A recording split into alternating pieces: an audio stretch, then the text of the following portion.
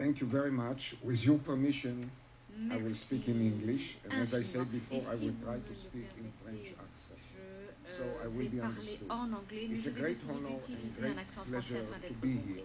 C'est un And immense I would honneur like et to plaisir say at the pour moi d'être beginning ici that parmi vous. Et je I am a voudrais vous physician dire and I'm not d'emblée against que je vaccine. suis I médecin, je ne emphasize suis pas the contre les vaccins. tremendous Je voudrais benefits of souligner vaccine quels sont in eradication les disease bénéfices and preventing extraordinaires de la complications. vaccination I was pour 27 éviter years les head of maladies et pour éviter les Department of Medicine complications. in the J'ai été pendant plus largest de 20 ans hospital in chef du Israel. département About 3 years ago, des I vaccins founded du plus grand big hôpital center for d'Israël et j'ai autoimmune fondé un disease. centre pour If les you would maladies like to auto-immunes. know what am I, Donc, I'm an si vous auto-immunologist. souhaitez savoir qui je Which suis, means I'm je suis an spécialiste expert, or d'auto-immunologie. regard myself Je as an suis, expert ou du in moins je me autoimmune considère disease. And comme there are un about expert 80 different en autoimmune matière de diseases which maladies affect almost auto-immunes.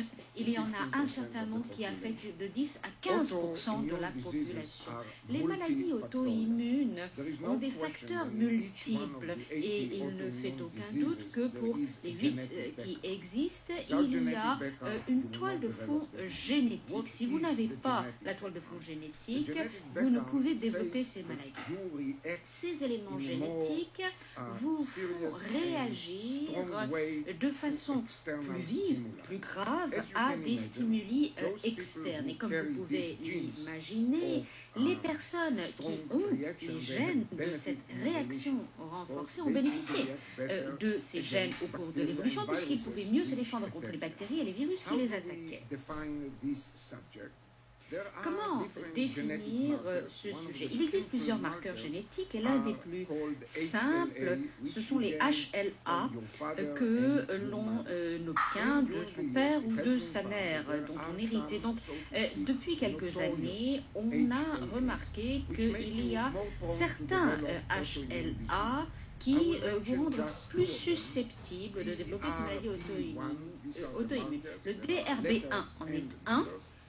Ça, c'est le premier marqueur. Et puis un haplotype A1D8DR3, ce qui vous rend plus susceptible de développer une maladie auto-immune 10 fois plus de fait que les personnes qui ne sont pas porteurs de ces gènes. Dans les génomes, nous avons constaté qu'il existe donc des gènes qui vous rendent plus susceptibles à développer ces maladies auto-immunes. Mais nous étions assez déçus car nous nous attendions à trouver un gène par maladie. Malheureusement, ça n'est pas comme ça que les choses se passent. Et dans un certain nombre de maladies, plusieurs gènes sont impliqués.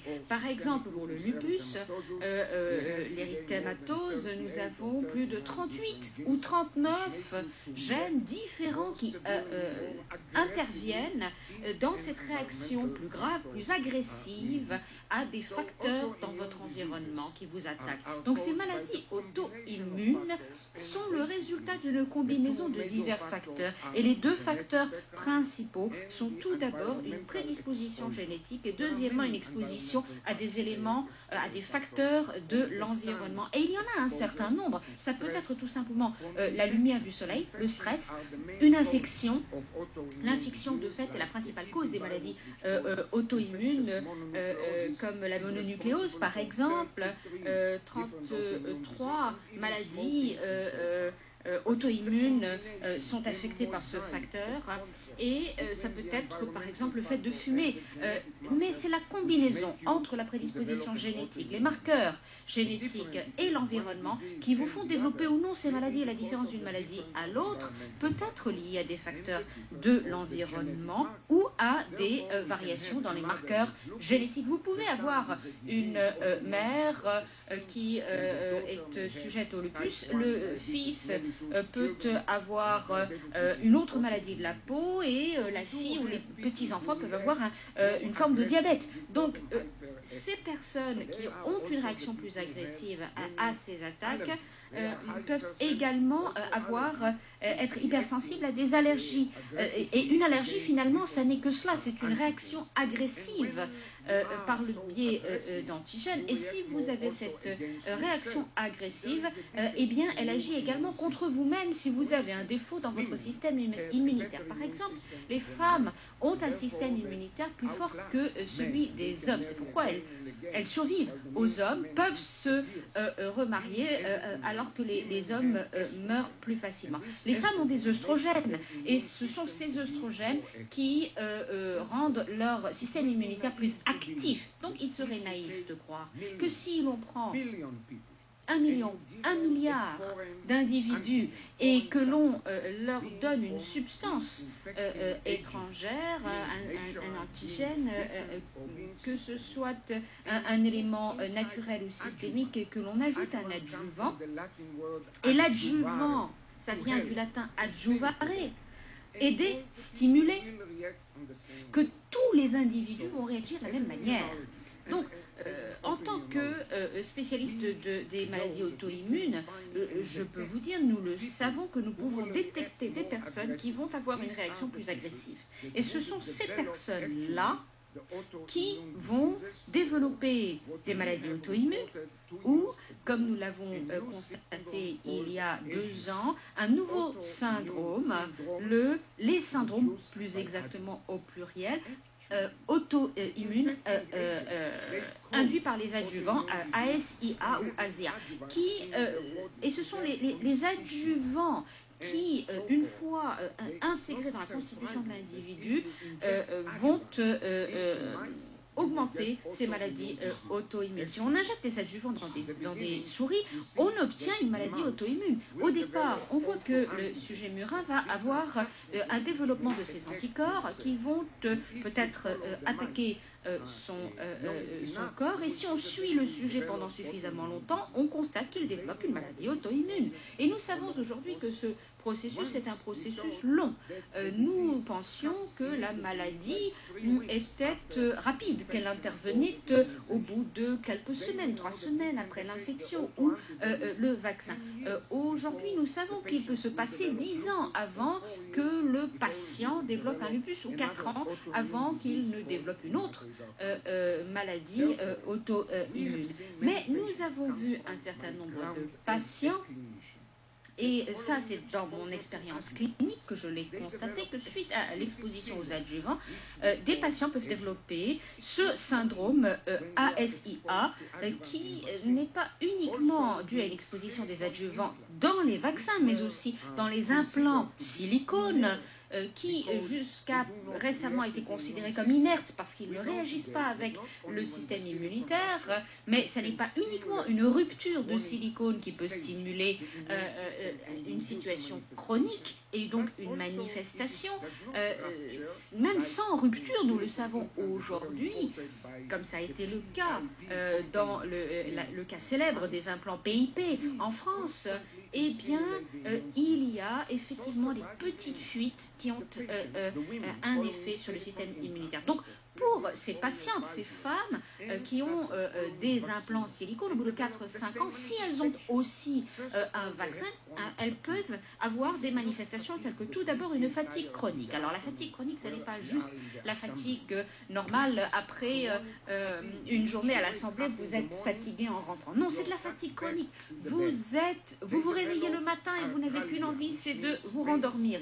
Vous avez des douleurs musculaires ou des articulations, des céphalées et des manifestations également urologiques. Donc si vous avez cette affection pendant une période assez longue, cela peut évoluer vers une véritable maladie auto-immune, lupus, sclérose, etc.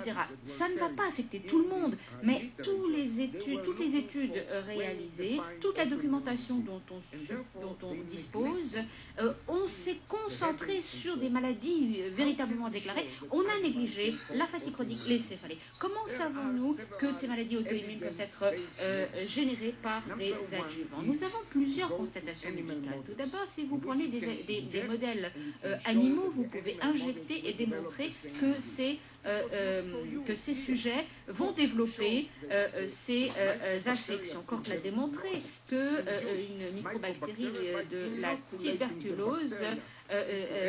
affectait les sujets par une injection dans des sujets animaux qui ont ensuite développé la maladie. Nous l'avons vu. Nous savons qu'il y a un certain nombre de modèles. Nous avons injecté le HPV avec un adjuvant aluminium et un fluide, et nous avons pu voir que les sujets murins développaient l'ensemble des manifestations cliniques. La deuxième preuve, c'est de voir des patients ou bien des animaux dans lesquels on a procédé à une injection et qui sont réinjectés et développent ces maladies. Donc il y a des constatations, il y a des preuves. Je crois qu'on ne peut pas dire qu'on manque de preuves de maladies auto-immunes induites par les adjuvants. C'est un mécanisme de base et par conséquent nous devons détecter ces sujets qui sont prédisposés. Nous avons aujourd'hui un article intitulé qui risque le plus de développer ces maladies auto-immunes. Parce que nous pouvons détecter ces personnes, nous pouvons prévoir qui va développer ces maladies auto-immunes si elles viennent de familles qui ont effectivement la prédisposition génétique, qui ont beaucoup de maladies auto-immunes ou qui ont des paramètres sanguins mesurables en matière d'anticorps, par exemple. Les patients qui ont ces HLA qui les rendent plus actifs, plus réactifs à ces agressions. Peut-être devrions-nous, pour ces personnes, utiliser d'autres solutions, des vaccins ou autres stimulations qui n'intègrent pas ces adjuvants. Donc, en conclusion, je ne suis pas ici pour m'exprimer contre les vaccins, je suis pour les vaccins sûrs, car je suis médecin et nous devons détecter ces sujets qui sont susceptibles à ces effets secondaires. Ces effets secondaires existent, nous ne devons pas les négliger, parce qu'une jeune femme qui a été affectée par le papillomavirus et qui n'a pas pu avoir d'enfant par la suite parce qu'elle a développé une dysfonction ovarienne, une maladie auto-immune, eh bien cette personne en a beaucoup souffert et nous devons prendre en considération ces personnes. C'est peut-être le prix que nous devons payer pour ces millions de personnes qui doivent être vaccinées. Mais nous, dans le domaine médical, nous devons évaluer, nous devons faire le diagnostic, nous devons développer de meilleurs vaccins qui seront associés à moins d'effets secondaires, comme pour tout médicament que nous prescrivons à nos patients. Je vous remercie de m'avoir donné la parole.